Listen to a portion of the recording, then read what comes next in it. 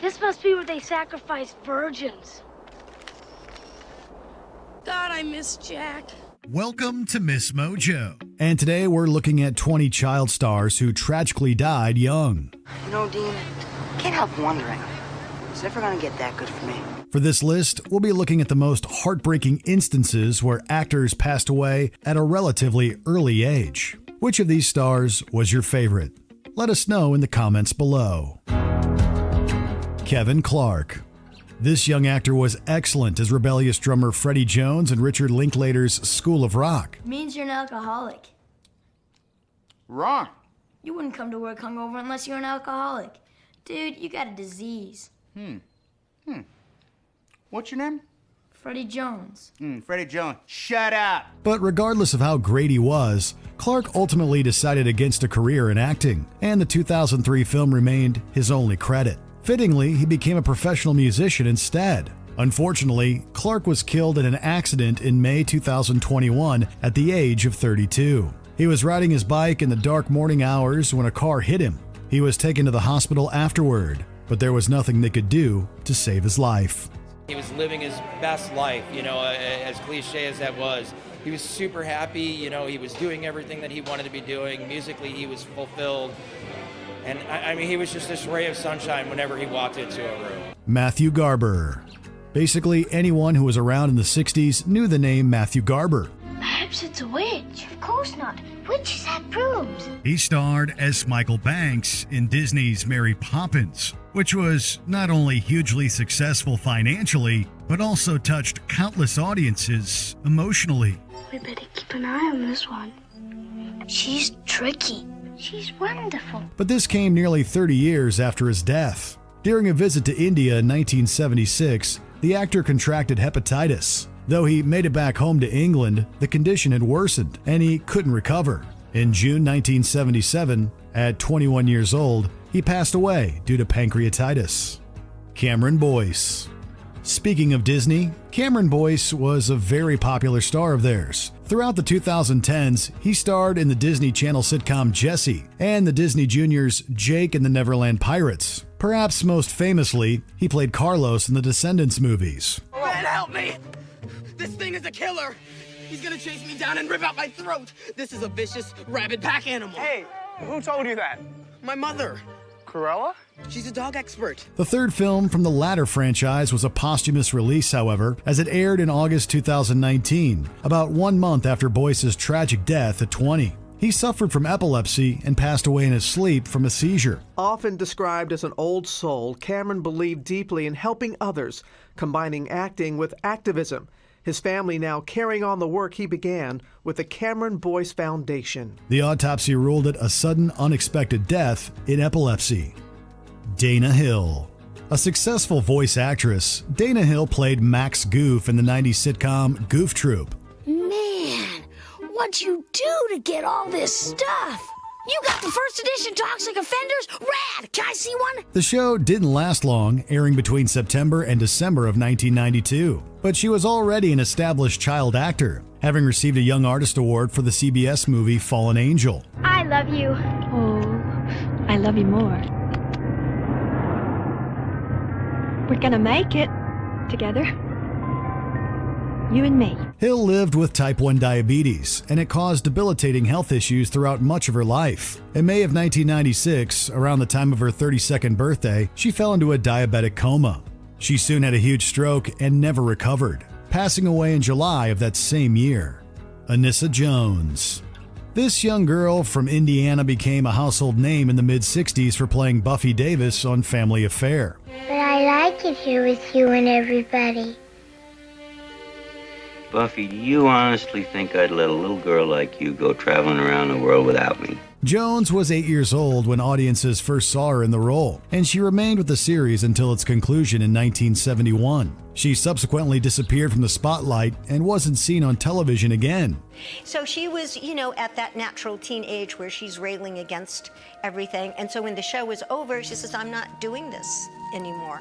And that was very tragic. In August 1976, Jones suffered a fatal overdose. She was just 18. A toxicological study later found large amounts of illicit substances in her system, including a sedative known as secobarbital.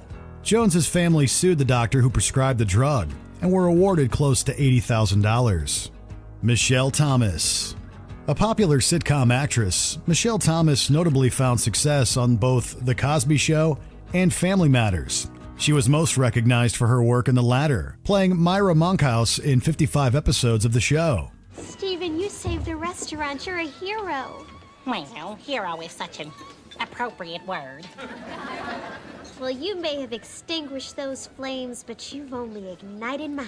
Shortly after the iconic series concluded, Thomas was diagnosed with a type of abdominal cancer that remains very hard to treat. The news came in August of 1997, just 1 month shy of her 29th birthday. Though she continued to work and had multiple surgeries, Thomas only made it another 16 months before passing away on December 23, 1998, at 30 years old. Anytime I mention Michelle Thomas, there's a certain amount of innocence I'm just taken back to. Rob Knox. Most people will know Rob Knox from Harry Potter and the Half-Blood Prince, in which he played Marcus Belby. For those of you who don't know, Marcus's uncle invented the wolfsbane potion. Is he working on anything new? Don't know. He and my dad don't get on. Probably because my dad says potions are rubbish. His only potion worth having is a stiff one at the end of the day. However, he had been working in the industry since he was 11 and served as an uncredited extra in the 2004 version of King Arthur. Knox was also reportedly supposed to appear in the Deathly Hallows, but he was killed before getting the chance to do so. He and his brother Jamie were by a London bar when an armed man began intimidating Jamie. Knox, then only 18, came to his siblings' defense and was stabbed to death. For Rob to do what he did on the night of the 24th of May is, I can't imagine many people doing that, but he put himself in harm's way to save his friends and his brother, and that's heroic. The attacker, named Carl Bishop, was sentenced to life in prison. Nikita Pearl Waligwa. In 2016, Nikita Pearl Waligwa starred in Queen of Katwe, a biographical sports movie about Ugandan chess player Fiona Mutesi. She played Fiona's friend Gloria, who helped her learn and master the game. This is Little Man. His border is broken so he can only bump into things. Beep, beep, beep. This is the Queen. That same year, Waligwa learned that she had a brain tumor. The film's director, Mira Nair, is said to have helped move the actress from Uganda to India so that she could seek better treatment. In chess, the small one can become the big one. That's why I like it. She fought the cancer for nearly 5 years, but eventually succumbed to the disease in February 2020 at the age of 15. Dana Plato. An enormous teen star, Dana Plato was most well known for playing Kimberly Drummond on Different Strokes. I wasn't there when it happened.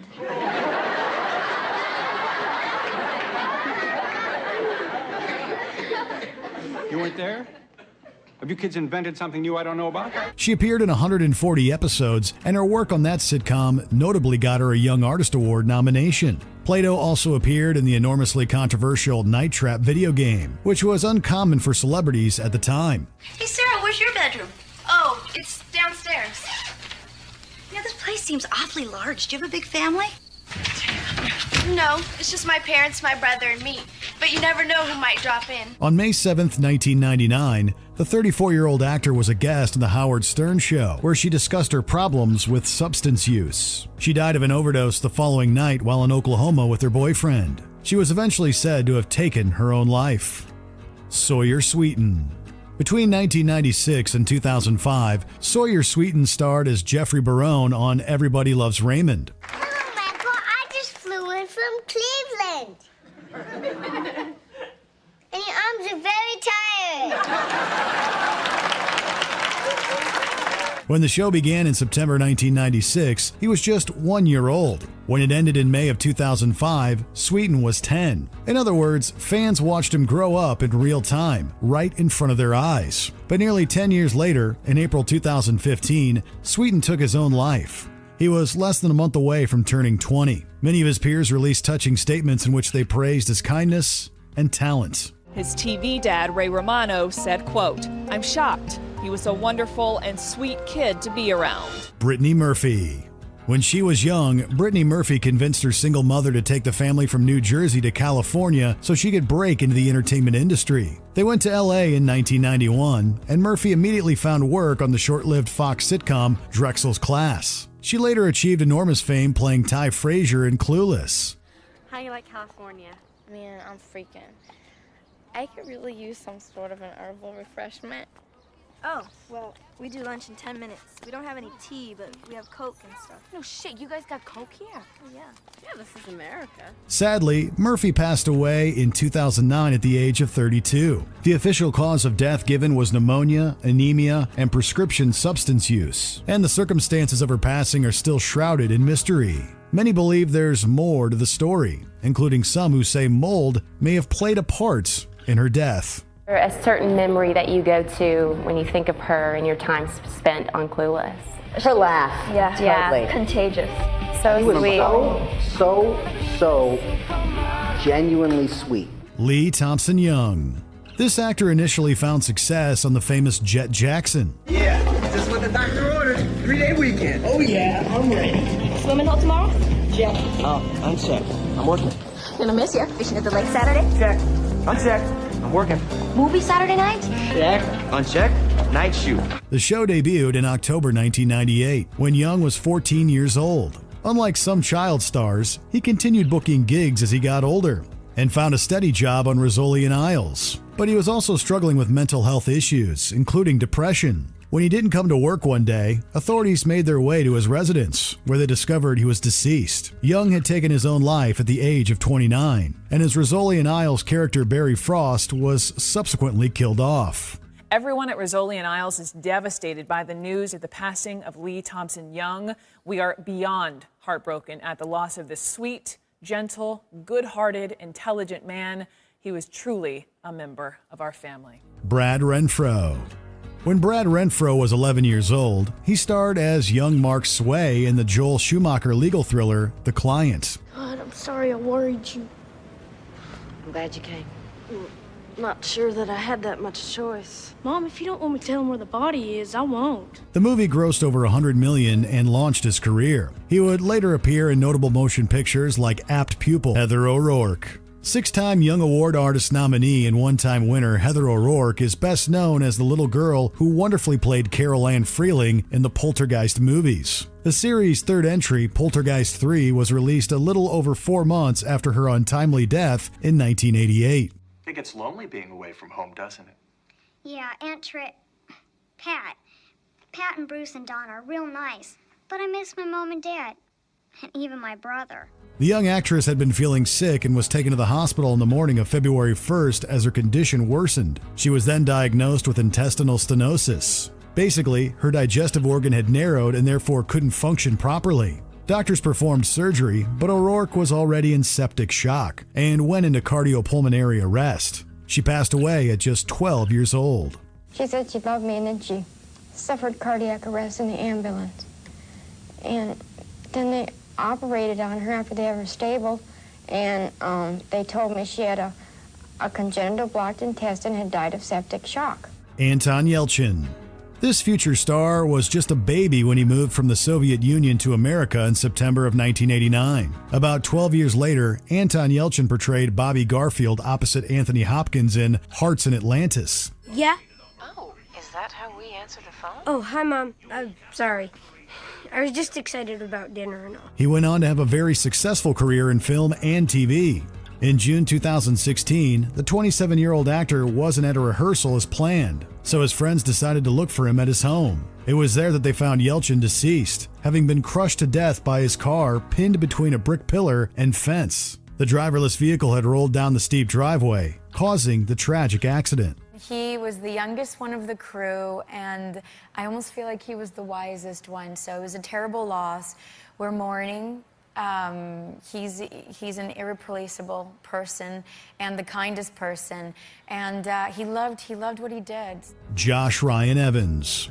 The recipient of 2 Soap Opera Digest Awards and a Daytime Emmy nomination, Josh Ryan Evans found acclaim as Timmy Lennox on Passions, a popular soap opera. Give me that page, you little twit. I need it to help me figure out a way to bring Charity over to the dark side.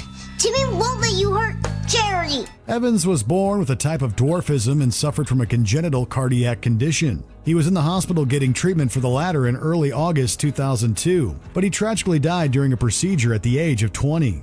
In a bizarrely tragic coincidence, the episode of Passions in which his character Timmy dies aired on the exact same day that Evans actually passed away. On the day of his passing, Josh Ryan Evans' character Timmy also died on the soap opera Passions in an episode shot over a month ago. Jonathan Brandis. Jonathan Brandis notably brought young Bill Denbrough from It to life, and he was also very successful outside of the miniseries. In fact, he was nominated for 6 Young Artist Awards throughout his career and won one for his performance in the NBC sci-fi program Sequest DSV. Who are you? Who are you? Lucas Wallencheck, Nathan Bridger. Lucas designed the system that allows Darwin to speak. You're kidding. You, seem surprised, Captain. But his career began to slow by the late 90s, and he reportedly fell into a deep depression. He turned to alcohol as a result, becoming a heavy drinker.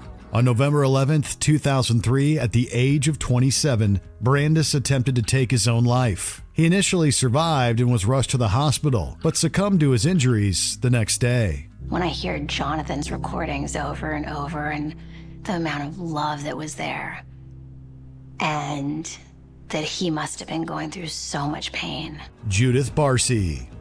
The following is a very disturbing story, so take heed. Judith Barcy was an enormously successful actress who appeared in dozens of movies and TV shows throughout the 80s. She was perhaps most famous for her role as Ducky in the animated classic The Land Before Time. All right. I am not a long neck. I'm a big mouth. But I am all alone. I am. But her father, Joseph Barcy, was an alcoholic who severely mistreated his wife and daughter. It grew so bad that young Judith broke down and protective services were called. Her mother, Maria, promised them that she was going to end things with Joseph and leave with Judith. Sadly, that never happened, as Joseph killed both Maria and Judith before taking his own life. Corey Haim. One of the biggest stars of the 1980s, Corey Haim was a teen idol who often starred in movies alongside Corey Feldman. We're dedicated to a higher purpose. We're fighters for truth, justice, and the American way. Right. Hey, man. Read this. Unfortunately, Haim had a difficult life, being mistreated and beginning substance use at an early age. By 2001, he had reportedly been in and out of rehab 15 times. He was also broke and developed a prescription substance use disorder. In March of 2010, Haim began suffering flu-like symptoms and collapsed in the early morning hours of March 10th. He later died at the hospital. It was ruled as a natural death from pneumonia exacerbated by other factors. He was 38 years old. He was doing amazing. He was merely sick that day. He died in my arms. I knew it was nothing else, but I didn't know exactly what it was. I had to wait for the coroner's report and the autopsy. Before we continue, be sure to subscribe to our channel and ring the bell to get notified about our latest videos. You have the option to be notified for occasional videos or all of them. If you're on your phone, make sure you go into your settings and switch on notifications. River Phoenix. The eldest of the famous Phoenix family, River began acting at 10 years old. He became a household name with Stand By Me, released the same month that he turned 16. Hey, you guys. I bet you anything that if we find him, we'll get our pictures in the paper. Yeah, we can even be on TV. Sure, we'll be heroes. Yeah. He won further acclaim with roles in Running on Empty and My Own Private Idaho. In the final days of his life, he embarked on a substance binge with John Frusciante of the Red Hot Chili Peppers. On the night of October 30th, 1993, Phoenix was in LA's famous Viper Room when he began feeling sick. He made his way outside and collapsed on the sidewalk. Although he was rushed to the hospital, attempts to save him were unsuccessful. River Phoenix stumbled out of this trendy sunset nightclub known as the Viper Room and died of a massive drug overdose. Paramedics found him on the sidewalk. He didn't have a heartbeat, didn't have a pulse.